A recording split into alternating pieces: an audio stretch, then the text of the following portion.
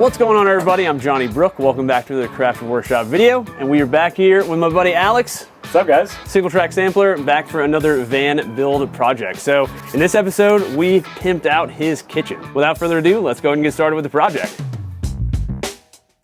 So before we get started on the van kitchen project, let's go back to last summer when my buddy Seth from the Seth's Bike Hacks channel and I worked on Alex's van. So I published a video on building the convertible bed in the van, which I'll link to below, and Alex and Seth both put out a bunch of other videos on the van build, and I'll link to the playlist with all of our videos as well. So Alex has been living in the van for the last year, and overall things have gone really well. I'm happy to report that everything we built has held up well, which is pretty impressive considering the amount of use everything gets on a day-to-day basis. That said, over that year, Alex has also figured out what his pain points are in the van, and the biggest one by far is the lack of running water. So you and I are most likely used to living with running water and take it for granted, but not having running water makes everything from rinsing off vegetables to washing dishes a laborious task. So one of Alex's biggest annoyances is the process of brushing his teeth, as simple as that might sound. You see, since there is no sink to spit into, he has to open the door to the van, which, especially during the winter, lets in a ton of cold air. Well, we're going to fix those issues in this video, plus address another one of Alex's biggest limitations, which is storage. So the first step in this project was assembling all of the parts and pieces we needed to complete the water system, which included a sink and faucet, freshwater and greywater tanks, foot pump, tubing, and lots of fittings. We spent a ton of time scouring Amazon and taking measurements in the van, and this is the system we settled on. So one of the biggest things Alex wanted to be able to do was wash his pots and pans comfortably in the sink, so we maximized the sink size and ended up with this gorgeous 15-inch by 20-inch overmount sink, which I'll link to below, along with all of the other parts and pieces we used.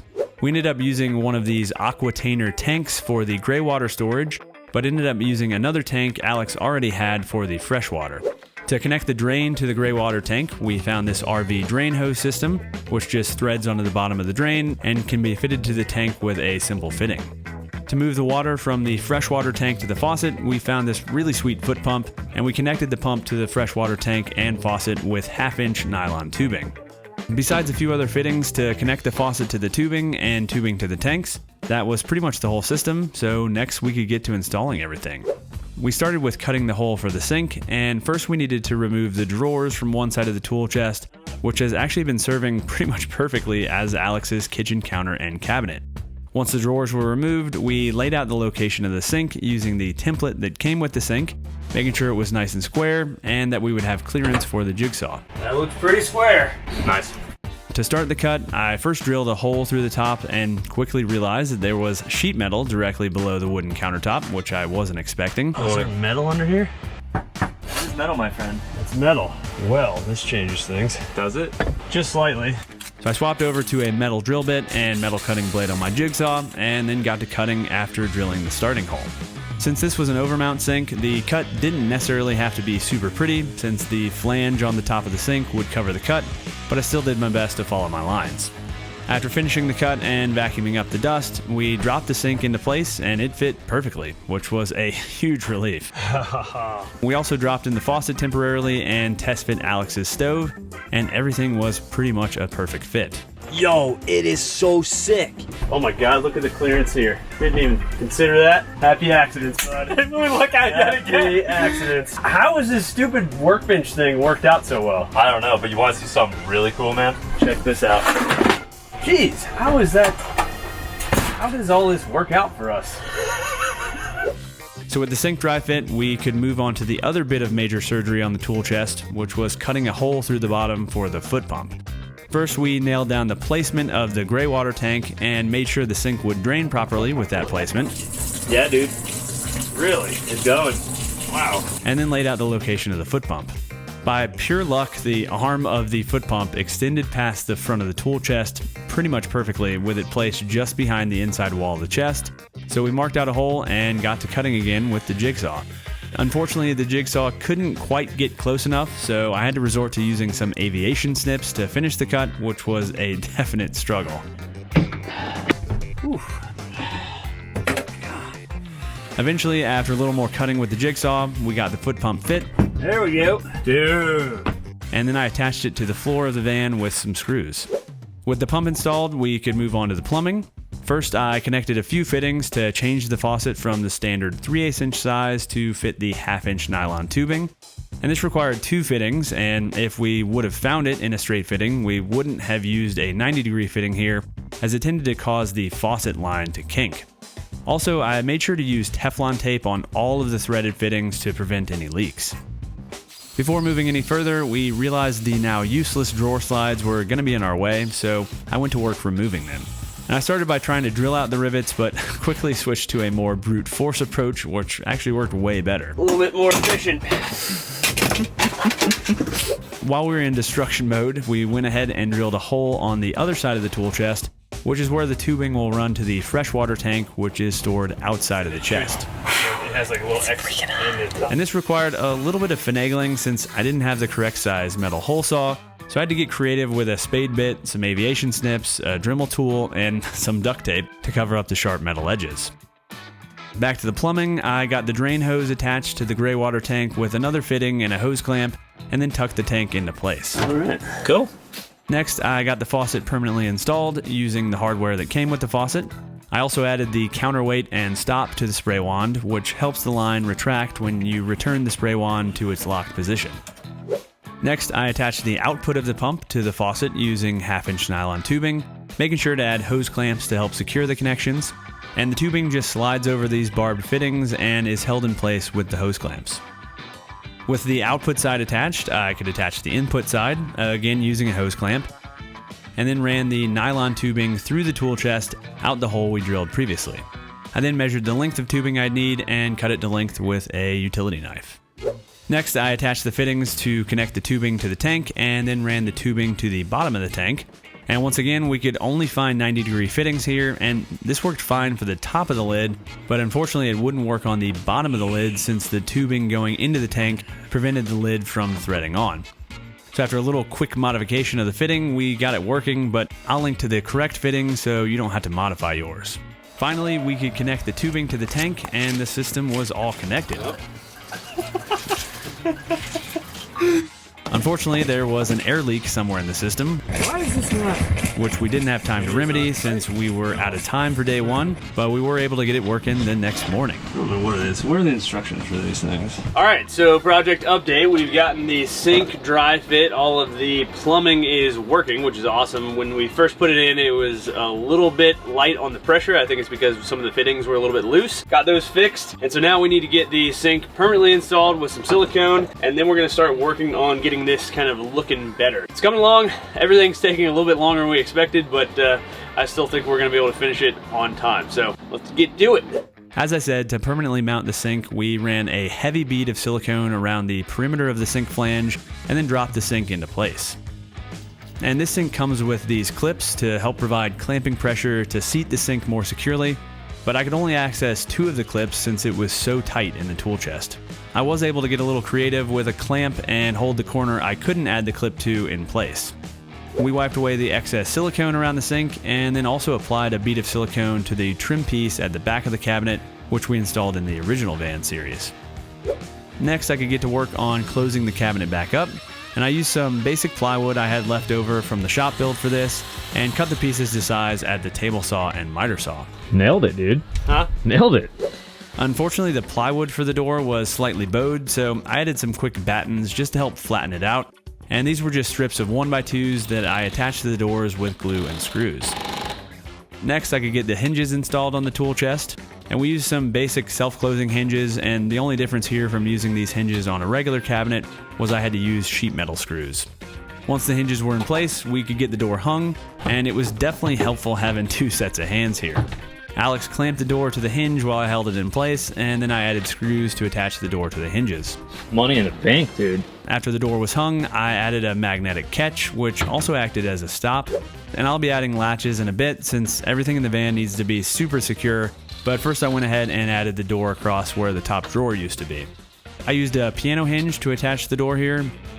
With the hinge attached to the tool chest, I could get the hinge attached to the door. I added another magnetic catch to the middle of the door, and with that, both doors were in. Next, as I mentioned, I needed to add some more security to keep the doors shut while Alex is on the road. I first created some mounting plates for the latches, as the latches needed to be mounted in the same plane as the doors. I attached the plates with large head sheet metal screws, which I'll link to below, and I used these screws throughout this build as you'll see, and they were a lifesaver.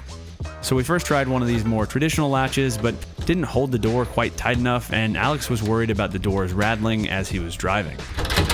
Well, that's not good. Yeah.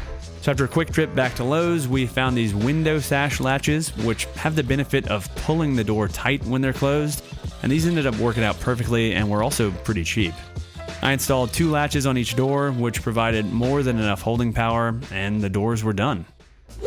While we were working on the tool chest, I went ahead and added some U-bolts to secure the greywater tank in place inside the cabinet. I made sure these were stainless steel since they'll be in close contact with water, and we frankly still need to figure out a better strapping solution. I don't think a handle is a good idea. No. So with that, the tool chest was pretty much done, so we could get to work on the upper cabinet, which is what makes up for the storage that Alex lost in the tool chest. And we decided to go with walnut veneer plywood here, mainly because there's a lot of birch and maple plywood in the van, and the walnut just breaks up the color a little bit. So we cut the plywood into strips at the table saw, and then I cut the pieces to length over the miter saw. I kept the cabinet construction super simple and just used screws and glue. Also, these Rockler clamp it corner jigs help a ton when building cabinets in this way. Also recently realized that I've been using these in the wrong way, as these jigs are supposed to sit on your workbench. Anyway, I used 1 1/4" screws to attach the sides to the top and bottom and made sure to countersink the holes. After getting the cabinet exterior assembled, I went back and added the dividers. And we built this cabinet around these plastic totes, so I made sure 2 of the totes would fit side by side in 2 of the 4 cubbies. And after I got them aligned and clamped in place, I attached them with more 1 1/4" screws. With the cabinet assembled, we could get the cabinet dry fit in the van. Pretty cool, dude. It's going pretty good. I notched out the areas around these ribs using a combination of my jigsaw, Japanese pull saw, and a chisel.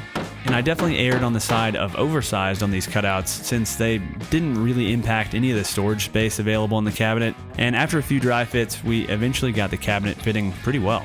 Now, as we found out the hard way in the last van build, Lift the platform, and it interferes with the walls. the walls and ceiling on the van are curved, but luckily we could make up for that curve with a few extra strips of plywood at the front and back edges of the cabinet. I ripped the strips at the table saw and then attached them to the cabinet with brad nails and screws, and I added 1 strip to the top front edge and 2 strips to the bottom back edge in total. With those strips added, we could finally get the cabinet attached to the van, and I used those power head sheet metal screws again, making sure to pre-drill the holes, and we drove the screws into the areas of the roof and walls where we knew there were ribs behind the paneling. As you can see, the cabinet is extremely secure, and the strips on the top and back of the cabinet ended up making the cabinet almost perfectly level, definitely level enough for a van. So after confirming the fit, I could get to work on the doors for the cabinet, which I made out of more walnut veneer plywood. Once again, I cut the doors to size at the table saw and miter saw, and I left an 1/8 inch gap on all sides of the doors. For the hinges, we used these spring-loaded hinges, which allowed us to have the doors open upwards and stay open, but they were pretty tricky to install. To start, I only added 2 screws on each side of the hinges in the elongated holes, as this allowed for some adjustment after the hinges were installed. After installation, I could use an 1/8 inch spacer to set the offset on the hinges until I got the door centered in the opening and flush with the front of the cabinet. I ended up using some rubber feet for door stops, as I didn't want them rattling or making a ton of noise when they shut, but I would really recommend these fast cap Euro door stops I used on a previous project instead, as they're much more adjustable. I just didn't have any on hand. With all the doors adjusted and working correctly, I could install the same latches that I installed on the tool chest to keep the doors shut more securely. And the biggest thing here was just making sure the latches were centered on the doors, but they installed pretty simply. With all the hardware installed, I could remove it all to prep for finish. And it's super annoying, but better to be able to fill your errant holes prior to finishing than afterwards. I chamfered all the edges of the cabinet with my block plane and then sanded the entire cabinet up to 180 grit. Before sanding the doors, I drilled holes for easy opening with a Forstner bit at the drill press, and I figured we didn't want any protruding door pulls, and I personally think these holes look super cool, work well, and are really simple. After drilling the holes, I sanded the doors up to 180 grit, breaking all the edges, especially on the holes.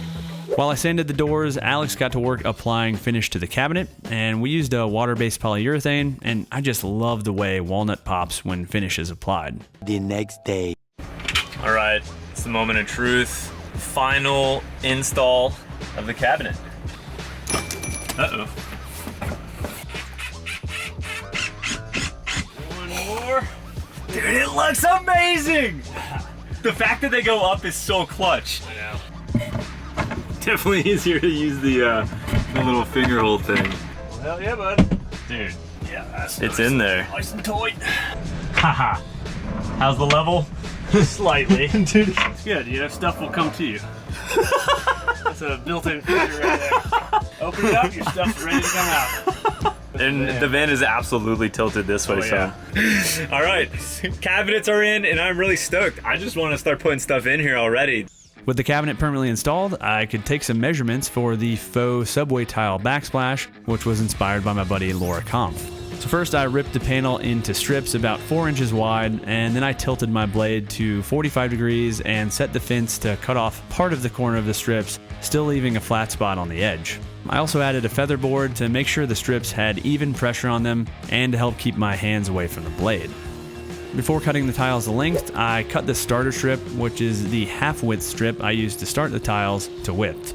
After cutting the angle on the long edges of all the strips, I cut the tiles to length at the miter saw, setting up a quick stop block with a clamp and a scrap piece of wood. After cutting the tiles to length, I set up the crosscut table on my table saw and snuck up on the cut before setting the stop block. And you could also do this over the miter saw. And what you're looking for here is the 2 angled edges to meet perfectly, like they do here. So once my stop block was set, I got to work on the tedious task of cutting the angles on both sides of all of these tiles. After finally finishing the cutting, I went ahead and cut a handful of tiles in half so that the rows of tiles could be staggered. We are construction adhesive-ing these to the wall and then punching them in with brad nails, so I don't think they're coming out. Don't think so. After getting the first row installed, I offset the second row by half a tile and continued getting the tiles installed. The second row ended short as we needed to be able to clear the bed rails, so the third row was the first full-length row, and I started with a full tile on the third row, once again to maintain the staggered look, and just kept working my way up the wall until we got to the cabinet. And I ended with a full row at the cabinet, which left us room to add the strip lights later. I went back and added one more smaller tile piece to fill out the area around the bed rails, and you can see how the tiles don't interfere with the bed's function in any way. Finally, I could add some corner trim to cap off the ends of the tile backsplash, and the backsplash was complete. And with that, all that was left was just a few final touches. So first, this pegboard and chalkboard we picked up at Target needed to be trimmed down slightly to fit above the desk, and then I attached it to the wall with some countersunk screws. And last, to give Alex just a little bit more prep surface, we found this ingrain acacia cutting board, and I modified it to fit down inside the sink a little bit more securely. I sanded the entire board, removing the factory finish, and reapplied just a nicer quality cutting board finish. Finally, I added some rubber feet, and it was good to go. And with that, this portion of the van project was pretty much a wrap. Alex added back the LED strip lights, and they look really great above the backsplash. The cabinet provides tons of storage, and Alex used some different types of totes to provide some nice modular storage in the cabinets. The faux subway tile backsplash obviously added a ton of visual appeal to the space. And finally, of course, the sink, which has obviously made the biggest difference in the space. The foot pump works well, but the nice thing about this system is it'd be extremely easy to add an electric pump if Alex wanted to in the future, using the same plumbing setup. That said, the foot pump provides plenty of flow for washing dishes, rinsing off food, and, of course, brushing your teeth. And I think the real testament here is comparing Alex's previous cooking setup to this one, which feels much more like a normal kitchen, and these little comforts are what makes van life more enjoyable, and most importantly, more fun. Wow, that actually looks like the underside of a sink. Yeah. Because it is. So with that, all that was left to do was crack a couple beers, washing out some pint glasses first in that new sink, and sit back and admire our work. Yeah. All right, guys, hopefully you enjoyed this one. This was another awesome project. I mean, the van is always full of challenges and little pitfalls that you never really expect. Come on. on, man. But I think it all came together. It turned out way better than we expected. So if you guys don't already, go ahead and get subscribed both to me and Alex. I'll have links to both of our channels in the video description below. Also down in the video description, I'll have links to all the tools and materials I used. So thanks for watching, everybody. And until next time, happy building. Oh, nice.